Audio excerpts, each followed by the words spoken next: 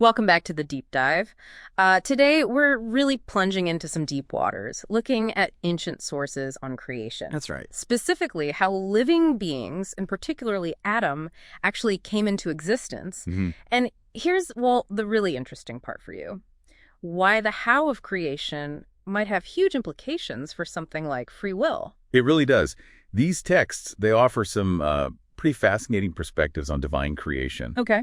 And they touch on the possible role of angels, which might surprise some people, and just how unique human existence is meant to be. So our goal is really to pull out the key ideas for you on these, complex topics. Okay, so let's maybe unpack this first idea. The sources seem clear that God alone creates and sustains everything, all of time and space. Yes, absolutely foundational. But they also suggest he often works through other beings he created.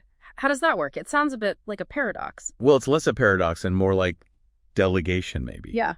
What's really fascinating here is the idea that God might have commanded angels to create certain things. Like what, for instance? Creatures in what the sources call Hades, for example. And maybe even Adam himself. Really? Adam? Possibly. Huh. Following God's divine blueprints, of course. The texts even hint that angels could form physical bodies right out of the earth. Wow. Okay. But, and this is crucial, it's always underscored, that everything, even if angels help form it, is ultimately sustained by the Son. The word, the wisdom. Yeah. He holds it all together. Right. That sustaining power is key. But you mentioned these sources aren't monolithic. They offer alternatives. Exactly. They don't just give one neat answer. Yeah. For creation within Hades, they sort of lay out three main possibilities. Okay. What are they? First, maybe God just did it all directly. Simple enough. Okay. Second, maybe God directly created Adam's soul, but angels handled, well, the rest of the body, maybe other creatures. Interesting. And the third? Third possibility. Angels created everything in that realm, but only because God explicitly commanded them to. So, direct creation, soul-only creation by God, or fully delegated creation by command. And this variety, this is where free will comes crashing in, right? Precisely. This is where it gets really interesting. Adam's free will becomes this central, critical issue, especially if angels had a hand in his making.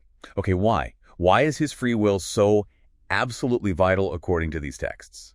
Well, the sources seem to frame it like this. Adam was created, in a sense, to be a demonstration. A demonstration. Of what?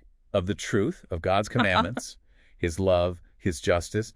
Adam's choice, especially about love, was set up to determine the fate of, well, everything, time and space. That's huge. It is. And unlike animals, the texts point to passages suggesting animal souls don't have this kind of free will. Adam's soul had to be perfect, uncorrupted. Not perfect. So that any judgment based on his choice would be truly, undeniably fair. And this leads to a really profound question the sources pose. Could a created being, like an angel, a spirit, could it actually create another being with genuine free will? A being like Adam, who would be subject to the same judgment. It questions the limits of creation itself. That is a deep question. Okay, and quickly, let's touch on this concept of Hai Neshama, the breath of life. What's that about? Yes. The Hai Neshama. It's presented as something uniquely given to Adam. It's not just biological life. So more than just breathing. Much more. The sources explore it in different ways. Sometimes it seems to be his free will, or his spirit, or his conscience. Some even suggest it might be God's spirit within him. So it's the differentiator. Exactly. It's consistently shown as the key thing separating Adam from animals. It's what allows him to understand and obey commandments, to truly love. It signifies that deep, direct connection to the divine.